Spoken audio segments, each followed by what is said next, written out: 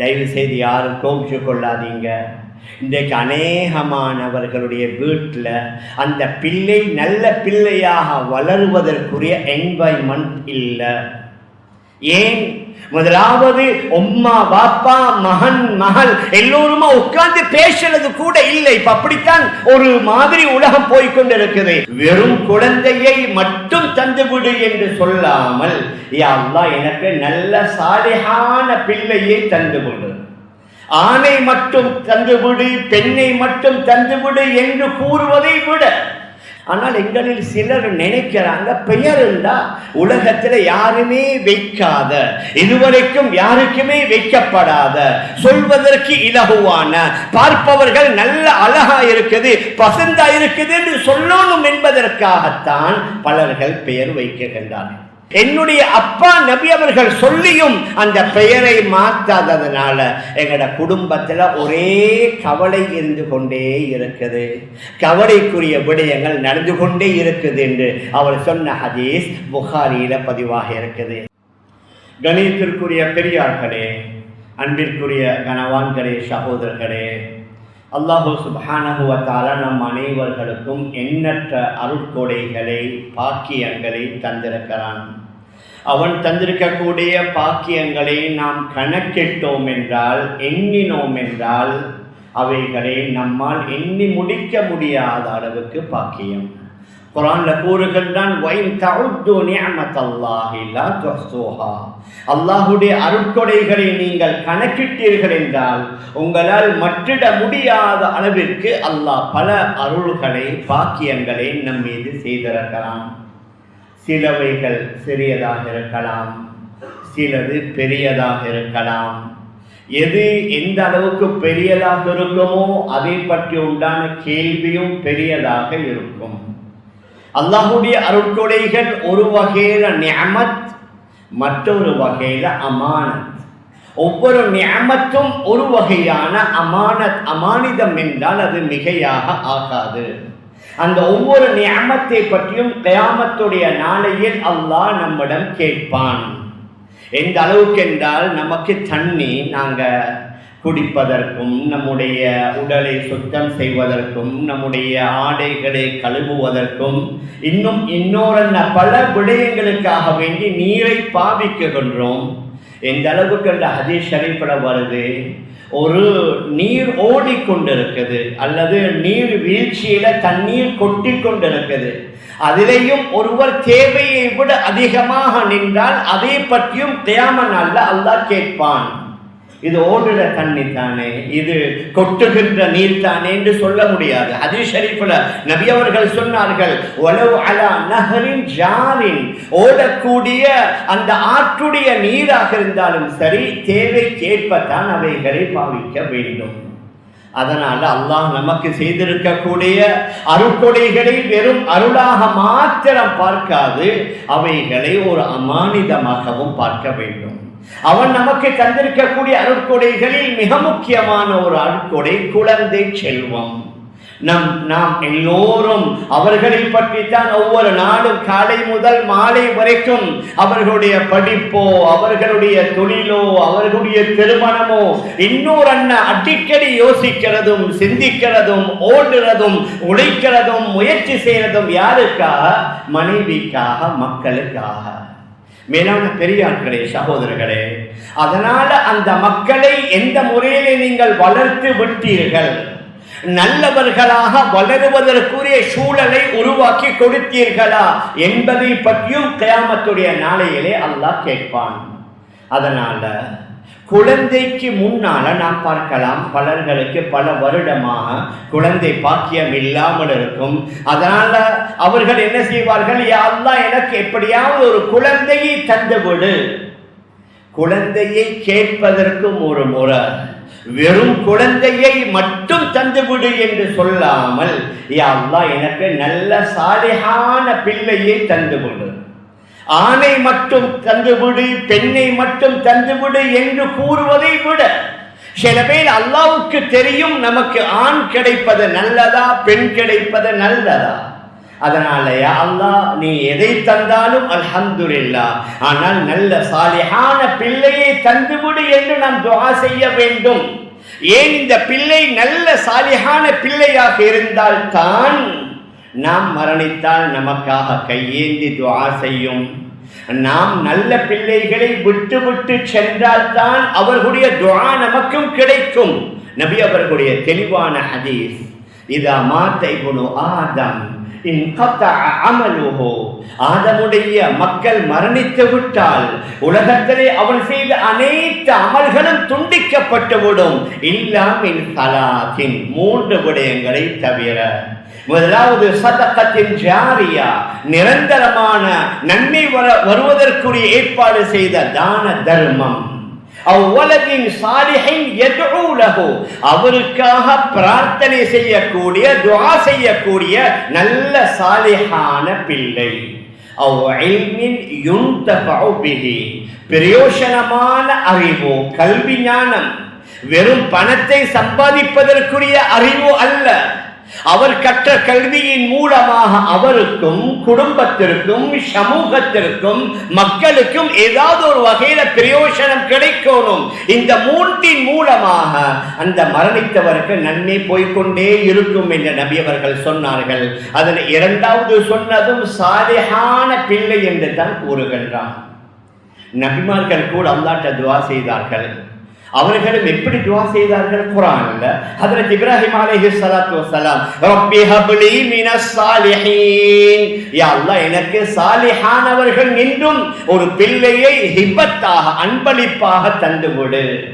இப்பொழுது அல்லாஹ் சுப்ஹானஹு வ தஆலா கூறுகின்றான், வபஷர்னாஹு பிஇஸ்ஹாக், நாம் அவர்களுக்கு இப்ராஹிம் அலைஹிஸ்ஸலாத்து வஸலாம் அவர்களுக்கு இஸ்ஹாக் என்ற பிள்ளையை தருவதாக நன்மாராயம் சொன்னோம்.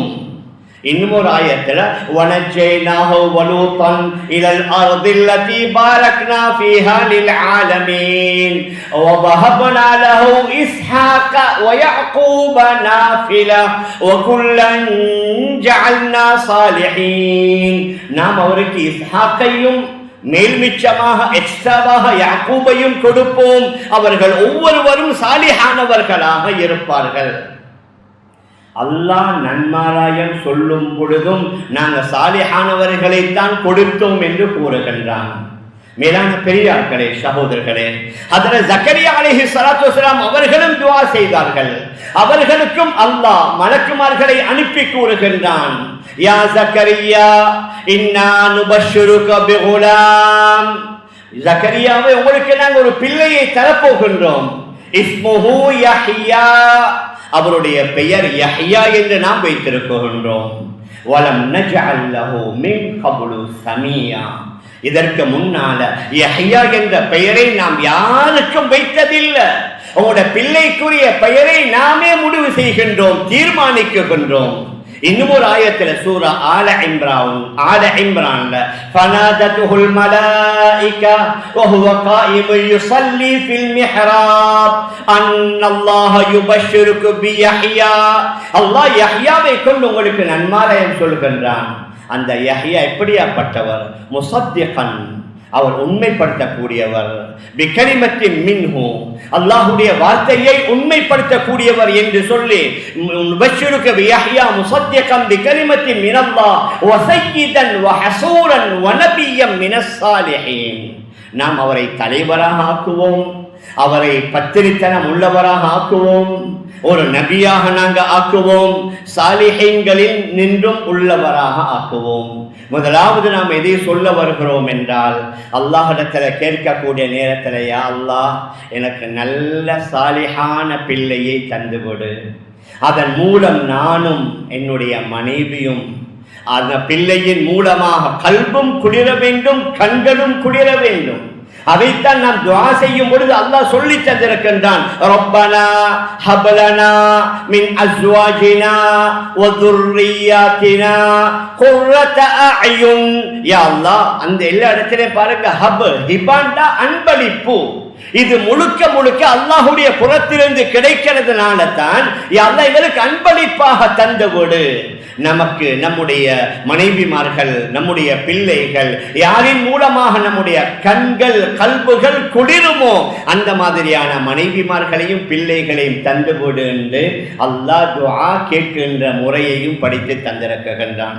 மேலான பெரியார்களே, சகோதரர்களே, அதனால முதலாவது பிள்ளை இல்லாதவர்கள் அல்லது பிள்ளை உருவாகுவதற்குரிய ஏற்பாடுகள் நடந்து கொண்டிருக்கக்கூடியவர்கள், திருமணம் முடித்த புதிய ஆண் பெண் தம்பதியினர்கள் அல்லாஹ்ட்ட துஆ கேட்கும் பொழுது, யா அல்லாஹ் எனக்கு நல்ல சாலிஹான பிள்ளையை தந்துவிடு என்று கேட்கும். அதற்கு பின்னால பிள்ளை கிடைத்தால் அவருக்கு வாழ்த்து சொல்வது அது ஒரு சுன்னத்தான காரியம். ஆனால் சில நேரங்களில் நாங்கள் பார்க்கலாம், எதற்கு வாழ்த்து சொல்லணுமோ அதற்கு சில நேரங்களில் நாங்கள் சொல்வதில்லை, எதற்கு வாழ்த்து இல்லையோ அதற்கு நாங்கள் வாழ்த்து சொல்கின்றோம். இப்ப சமீப காலமாக வெள்ளிக்கிழமை வந்ததோட மொபைல் போனுக்கு ஜும்மா முபாரக் எங்கிருந்து வந்துச்சு? இது எங்கேயும் இல்லை. இப்படி ஜும்மா முபாரக் என்று வாழ்த்து சொல்லுங்க எங்கேயுமே இல்லை. எதுல வாழ்த்து சொல்லணுமோ அதுல சொல்லல, எதுல வாழ்த்து இருக்குதோ அதை விட்டு விடுகின்றோம். ஆனால் பிள்ளை கிடைத்தால் நீங்க வாழ்த்து சொல்லுங்க. பாரக்கல்லாஹு லக ஃபில் மௌஹூபி லக வ ஷக்கர்தல் வாஹிப். அல்லாஹ் உங்களுக்கு ஹிபத்தாக தந்த அந்த பிள்ளையில அல்லாஹ் பரக்கத் செய்வானாக. உங்களுக்கு ஹிபத்தாக தந்தவனுக்கு நீங்க ஷுக்ர் செய்யுங்க. வஜஅலஹு அல்லாஹு மினஸ் சாலிஹீன்.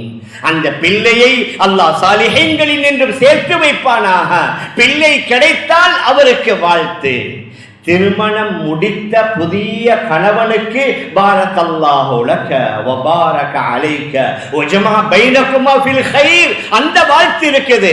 ஆனால் திருமணம் முடித்து ஒரு வருஷத்துக்கு பின்னால எனிவர்சரி அது இல்லை. மேலான பெரியார்களே, ஒரு வருஷ திருமணம் முடித்து இந்த முதலாவது வருஷம், திருமணம் முடித்தது இரண்டாவது வருஷம், திருமணம் முடித்து 5வது வருஷம் என்று இந்த கொண்டாடுறது இருக்குது, இந்த வாழ்த்து சொல்வது இருக்குது, அது இல்லை. நாம் எதை சொல்ல வருகிறோம் என்றா, எங்களுக்கு அல்ஹம்துலில்லாஹ் நம்முடைய மார்க்கத்தில் எல்லா விடயங்களும் தெளிவாக தரப்பட்டிருக்கின்றது. அந்த முறைப்படி நாம் நம்முடைய வாழ்வை அமைத்தோம் என்றால் ஒரு அழகான இஸ்லாமிய சமூகத்தை நாங்கள் பார்க்கலாம். இந்த அளவுக்கு அந்த ஹதீஸ் ஷரீஃப்ல வருது, ஹதரத் ரசூலுல்லாஹி ஸல்லல்லாஹு அலைஹி வஸல்லம் அவர்கள் முதலாவது அப்துல்லாவுக்கு மகனாக பிறக்குகின்றார்கள். அப்துல்லாவுடைய சகோதரன் தான் அபூ லஹப். அவரிடத்தில் ஒரு அடிமை பெண் இருந்தா அந்த பெண்ணுக்குரிய பெயர் சுவைபா என்று சொல்லப்படும். இந்த அப்துல்லாவுக்கு முஹம்மது என்று சொல்லக்கூடிய ஆண் பிள்ளை பிறந்த உடனேயே அந்த சுவைபா என்ற அடிமை பெண் அபூ லஹப் போய் ஓடி போய் சொன்னாரு, உங்களோட சகோதரனுக்கு அல்லாஹ் ஒரு ஆம்பளை பிள்ளைய கொடுத்து விட்டான். அபூ லஹப் புகாரில வருது. அபூ லஹப் சந்தோஷத்தினால அந்த சுவைபா என்ற பெண், நீங்க இந்த என்னுடைய சகோதரனுக்கு ஆண் பிள்ளை கிடைத்த நல்ல செய்தியை சொன்னதற்காக உங்களை நான் உரிமை விட்டு விட்டேன் என்று சொல்லி அந்த சுவைபாவை உரிமை விட்டு விடுகின்றார். இது புகாரில சுருக்கமாக வருவது. ஆனால் இன்னும் சில கிதாபுகள்ல விரிவாக வருது. அபூ லஹப் இஸ்லாத்தை ஏற்றுக்கொள்ளல, அவன் குர்ஆனிலேயே ஷஃபிக்கப்பட்டான், அல்லாஹ்வுடைய லானத்திற்கு சாபத்திற்கு உள்ளானான். அவன் மரணித்ததற்கு பின்னால ஹஜ்ரத் அப்பாஸ் ரலியல்லாஹு அன்ஹு அவனை கனவுல கண்டு கேட்கின்றார்கள், அபூ லஹப் எப்படி உன்னுடைய மறுமையுடைய வாழ்க்கை? அவன் சொல்றான், இல்லை மிச்சம் மோசமாக இருக்குது, என்னுடைய மறுமையுடைய வாழ்க்கை இருட்டானதாக இருக்குது, எனக்கு பெரிய சோதனையாக வேதனையாக இருக்குது.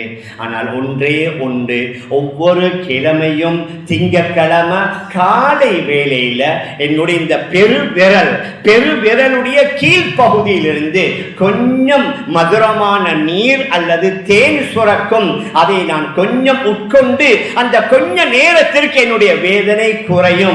ஏனென்றால் என்னுடைய சகோதரனுடைய மகன் அந்த முஹம்மது ஸல்லல்லாஹு அலைஹி வஸல்லம் பிறந்த செய்தியை கேட்டு நான் அந்த சுவைபா என்ற பெண்ணை உரிமை விட்டதனால அதற்கு பிரதி உபகாரமாக அல்லாஹ் கிழமைக்கு ஒரு நாள் திங்கட்கிழமை காலையில என்னுடைய பெருவிரலுடைய கீழ்ப்பகுதியிலிருந்து ஒரு வகையான நீர் சுரக்குகின்றது, அதை நான் கொஞ்சம் அறிந்து கொஞ்ச நேரத்திற்கு எனக்கு மன ஆறுதல் கிடைக்குகின்றது என்ற செய்தியும் சில சரித்திர கிதாபுகள் எழுதப்பட்டிருக்கிறது.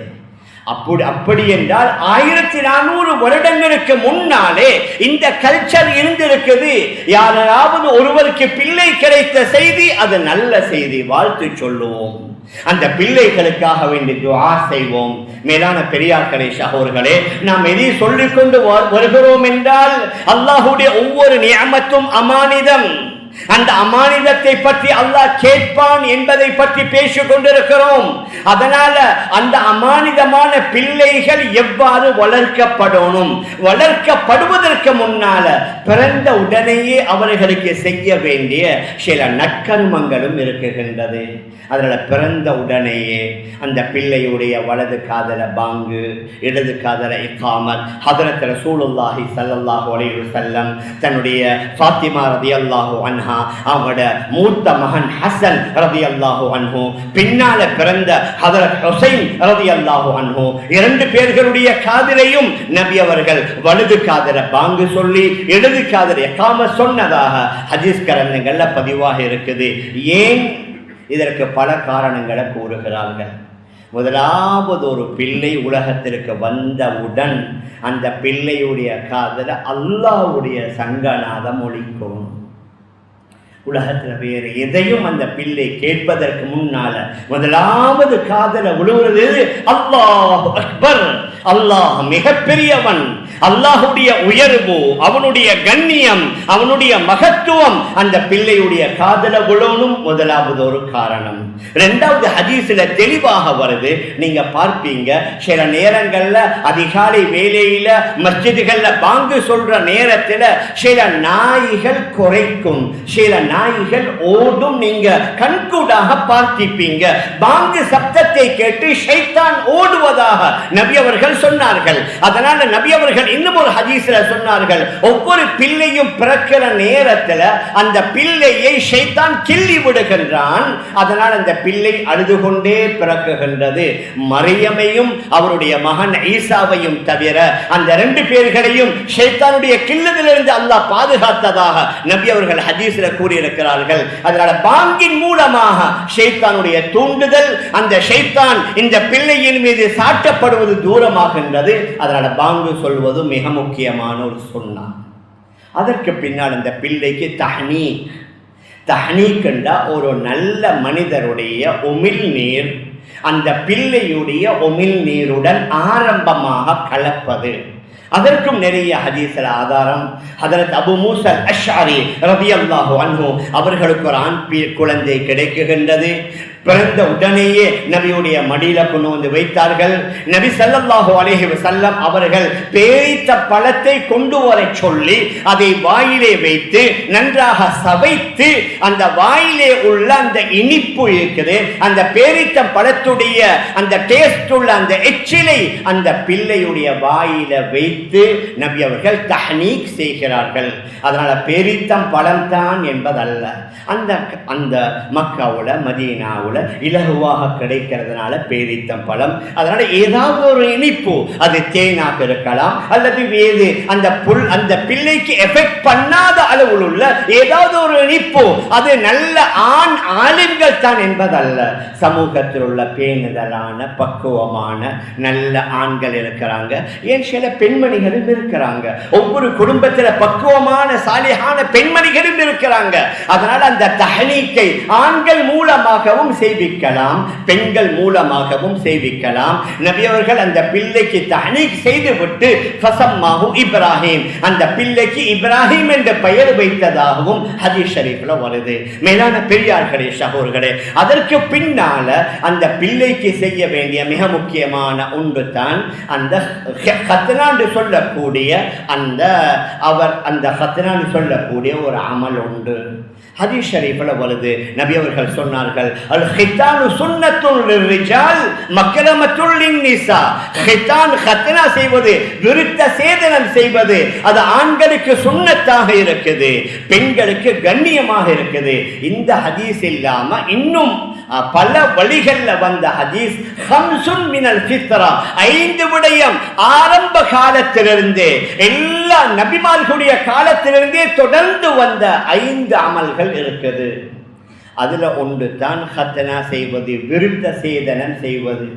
இந்த அளவுக்கு அந்த புகாரி ஷரீஃபில் வருது, ஹதரத் இப்ராஹிம் அலைஹிஸ்ஸலாத்து வஸ்ஸலாம் தன்னுடைய 80வது வயதில் அவருக்கு கத்னா செய்யப்பட்டதாக புகாரியில தெளிவான ஹதீஸ் வருது.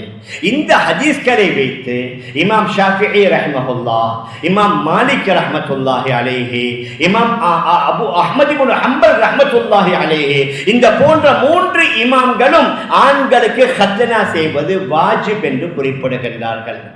இமாமுல் ஆதம் அபு ஹனீஃபா ரஹிமஹுல்லாஹ் அவர்கள் சுன்னா என்று கூறுகின்றார்கள். ஆனால் இந்த 3 இமாம்களும் ஆண்களுக்கும் பெண்களுக்கும் வாஜிப் என்று கூறுகின்றார்கள். ஷாஃபி மதஹபிலே சொல்லப்பட்டிருக்கிறது, பெண்களுக்கும் ஆண்களை போன்று பெண்களுக்கும் கத்னா செய்வது வாஜிப். அதற்குரிய காரணம் என்னன்னா, இஸ்லாம் எப்பவுமே சுத்தத்தை விரும்புகின்றது. கத்னாவின் மூலமாக அந்த பால் உறுப்பு அது சுத்தமாகிறது. அதனால தான் நீங்க விசாரிங்க, மேற்கத்திய நாடுகள்ல, அது ஐரோப்பாவோட அமெரிக்கா கனடா போன்ற அந்த நாடுகள்ல சாதாரணமாக ஆண்கள் பெண்கள் ஹாஸ்பிட்டல்ல செய்யறாங்க. ஆனா அத பெரிய ஒரு அதாவது சடங்கு மாதிரி அல்லது ஒரு ஃபங்க்ஷன் மாதிரி வைக்கிறல்ல, அடுத்தவர்களுக்கு தெரியாமல் ரொம்பவும் அமைதியாக பல நாடுகள் உள்ள பெண்மணிகளும் கத்னா செய்கிறார்கள், ஆண்களும் செய்கிறார்கள். மேலான பெரியார்களே சகோதரர்களே, அதனால எங்களுக்கும் எங்களுடைய ஷாஃபி மதஹப் இமாம்கள் வலியுறுத்தி இருக்கிறாங்க. இமாம் மாலிக் ரஹ்மஹுல்லாஹ் கூறுகின்றார்கள், கத்னா செய்யாதவர் இமாமா நிற்கவும் கூடாது, கத்னா செய்யாதவருடைய சாட்சி கூட ஏற்கப்படக்கூடாது என்று மிக்க வலியுறுத்தி கூறியிருக்கிறார்கள். மேலான பெரியார்களே சகோதரர்களே, அதனால அந்த ஆண் பெண்ணுடைய பாலுறுப்பு அது சுத்தம் தூய்மையாக ஆக்கப்படுகின்றது. இரண்டாவது, உடல் உறவுல அவர்களுக்கு இதன் மூலம் இன்பம் கூடுதலாக ஏற்படுவதாக ஹதீஸ் ஷரீஃப்ல வந்திருக்குது. மேலான பெரியார்களே சகோதரர்களே, அதற்கு பின்னால அந்த பிள்ளைகளுக்கு பெயர் வைப்பது இது ஆக முக்கியமான ஒன்று.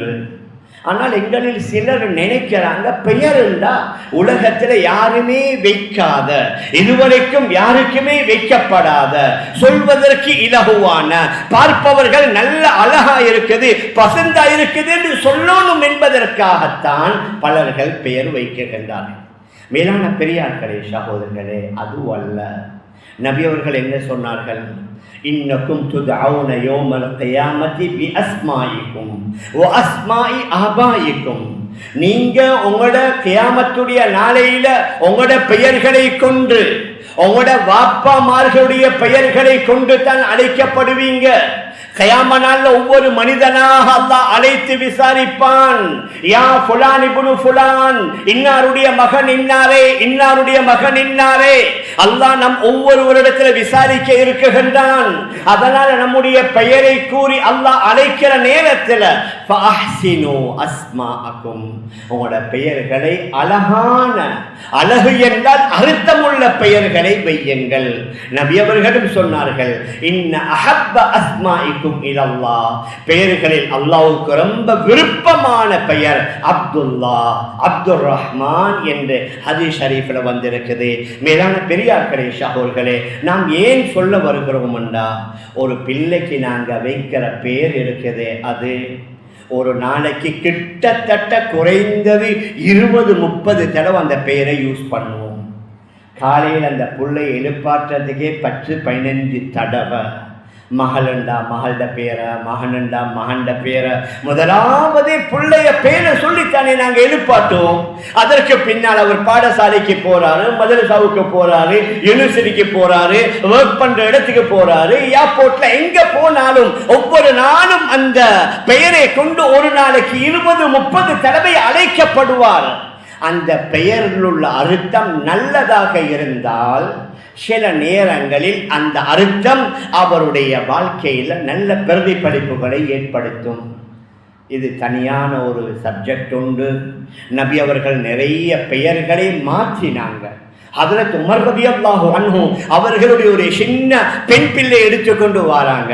நபி அவங்க கேட்டாங்க, உமர் இந்த பிள்ளையுடைய பெயர் என்ன? சொன்னாங்க ஆசியா, ஐன் சாத், ஆசியான்னு சொல்லி சொன்னாங்க.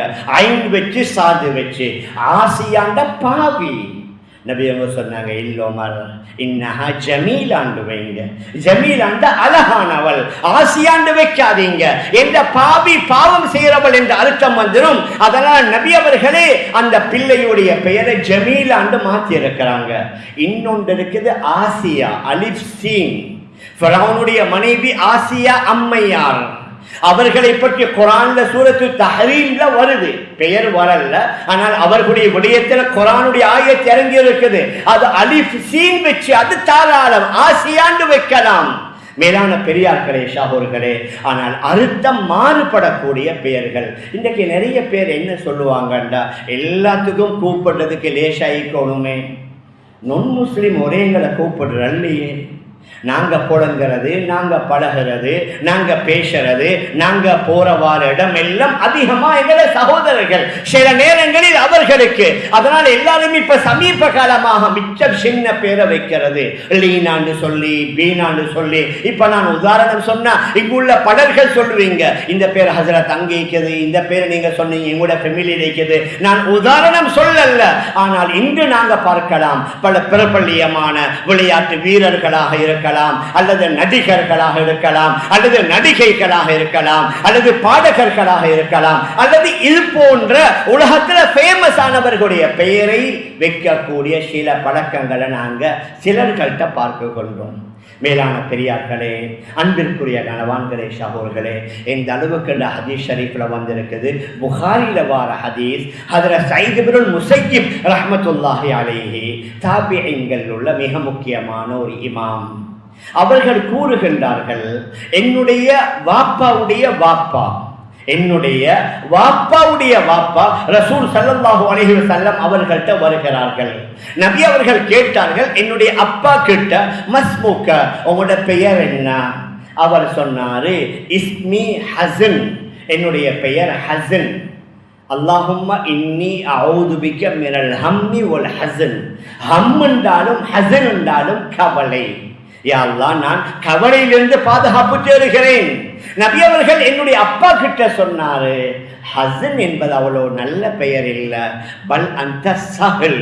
சஹல்னா நீங்க சாஃப்டானவர், நீங்க மிருதுவானவர், அதனால் இந்த ஹஸனை விட்டுட்டு நீங்க சஹல் என்று வைத்துக் கொண்டால் நல்லதல்லவா? ஆனால் என்னுடைய அப்பா கொஞ்சம் பிடிவாதமாக இருந்தார். ரசூலுல்லாஹி ஸல்லல்லாஹு அலைஹி வஸல்லம் அவர்கள் சொல்லியும் என்னுடைய அப்பா அவருடைய பெயரை மாற்றல்ல, அவரும் மரணித்து விட்டாரு. இப்பொழுது எங்களோட வாப்பா மரணித்து விட்டாங்க, நான் அவருடைய பேரப்பிள்ளை.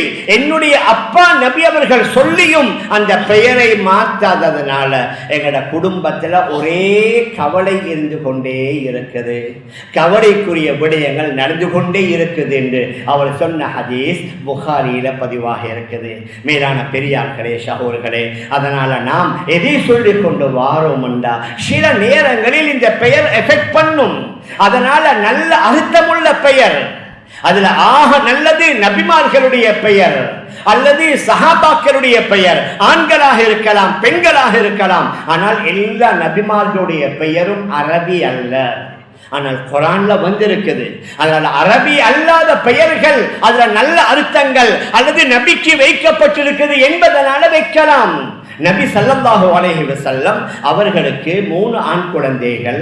அந்த பிள்ளையில ஒன்றுக்கு காசிம் என்று வச்சாங்க, இன்னும் ஒரு பிள்ளைக்கு அப்துல்லா பாப்பாவுடைய பெயரை வச்சாங்க, மூணாவது மாரியா கிருத்தியாவின் மூலமா கிடைத்த பிள்ளைக்கு இப்ராஹிம் என்று வச்சாங்க. இதெல்லாம் எங்களுக்கு ஆகப்பெரிய முன்மாதிரி. மேலான பெரியார்களே, அன்பிற்குரிய கணவான்களே, ஷாஹூர்களே, அதனால பிள்ளைகளுக்கு பெயர் வைக்கிற நேரத்தில் நாங்க வெறும் லேசான பெயர், புதிய பெயர், இதுவரைக்கும் யாருமே வைக்காத பெயர் என்பதை விட ஆக முக்கியம் நல்ல அர்த்தம் இருக்குதா, நல்ல கருத்துள்ள நல்ல அர்த்தமுள்ள நபிமார்களுடைய, சாலிஹீன்களுடைய, நல்ல மனிதர்களுடைய, ஆண்களுடைய, பெண்களுடைய பெயர்களை வைக்கும் பொழுது சில நேரங்களில் அதன் உள்ள அர்த்தம் அந்த பிள்ளையுடைய வாழ்க்கையில பிரதிபலிப்புகளை ஏற்படுத்தலாம். மேலான பெரியார்களே, அன்பிற்குரிய கணவான்களே, ஷஹூர்களே, இதை பிறந்த உடனேயே செய்வதுடன் அதற்கு பின்னால அந்த பிள்ளை வளர வளர நாங்கள் அவர்களுக்கு நல்ல சாலிஹான பிள்ளை என்று நாம் சொன்னோமே, அந்த பிள்ளை சாலிஹான பிள்ளையாக உருவாக நாங்கள் முதலாவது வீட்டுடைய சூழலை உருவாக்குவோம். தயவு செய்து யாரும் கோபிச்சு கொள்ளாதீங்க. இன்றைக்கு அநேகமானவர்களுடைய வீட்டில் அந்த பிள்ளை நல்ல பிள்ளையாக வளருவதற்குரிய என்வாய்மெண்ட் இல்லை. ஏன்? முதலாவது உம்மா பாப்பா மகன் மகள் எல்லோருமா உட்கார்ந்து பேசுறது கூட இல்லை. இப்ப அப்படித்தான் ஒரு மாதிரி உலகம் போய்கொண்டிருக்குது. இவரும் இவருடைய மொபைல் போன் எடுத்துக்கொண்டு வந்ததோட அவரும் செக்கியில் உட்கார்ந்து அவர் போன்ல இருப்பாரு. மனைவிட்ட சொல்லுவாரு, காஃபி ஊத்துங்க, பிளேன் டீ ஊத்துங்க, சாப்பாட்டை வைங்க, குடிச்சு சாப்பிட்டு அவர் போன்ல, மகனும் அவட போன்ல, மகளும் அவட போன்ல, வைஃபும் வேலை அவசரமா செஞ்சுட்டு அவங்க இன்னும் ஒரு இடத்துல போய் உட்கார்ந்து கொண்டு அவங்களோட போன்ல. மேலான பெரியார்களே, ஷாஹூர்களே, எப்படி நல்ல என்வாய்மெண்ட் கிடைக்கும், பிள்ளைகளுக்கு எப்படி நல்ல சூழல் கிடைக்கும். வீட்டுக்குள்ள வந்தா நிறைய வெளிநாட்டவர்கள், வெளிநாடுகளுக்கு பயணம் செய்தவர்கள் இருக்கிறீங்க. வெளிநாட்டில் பெரிய பெரிய பிசினஸ் செய்யறவங்க எல்லாம் அவங்களோட பிசினஸ் உடைய பேச்சு ஆபீஸ் டைம்ல தான். நீங்க ஈவினிங்ல நைட்ல எல்லாம் பேசினா அவங்க சொல்லுவாங்க, இல்லக்கு நாளை காலையில நீங்க ஆபீஸ் டைம்ல பேசுங்க. ஏன்? வியாபாரத்துடைய பேச்சு அந்த நேரத்துல தான்.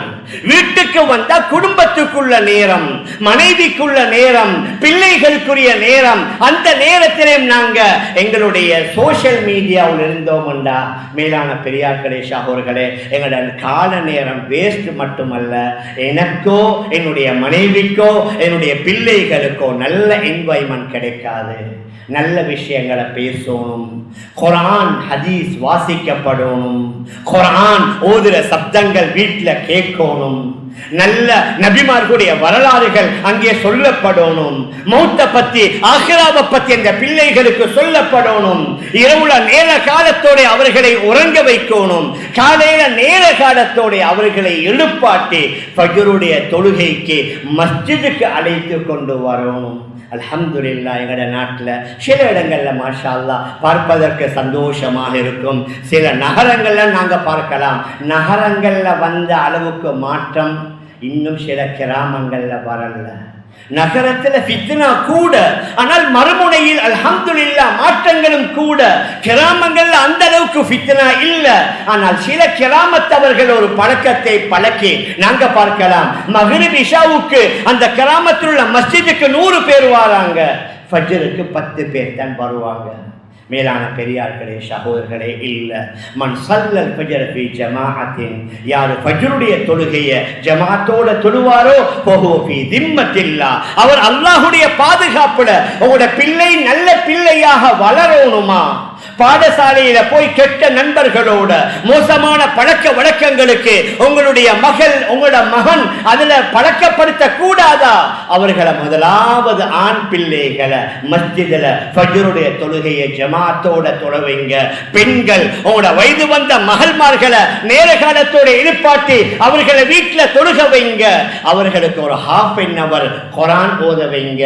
இந்த ரெண்டும் அவர்களை ஃபித்னாவிலிருந்து பாதுகாக்கும் என்று நபி அவர்களுடைய மிக தெளிவான ஹதீஸ். ஃபஜ்ருடைய தொழுதா அல்லாஹ்வுடைய பாதுகாப்புல அவர் வழிகட்டு போவேலா, அவர் தவறான பாவமான காரியங்களை ஈடுபட முடியாது.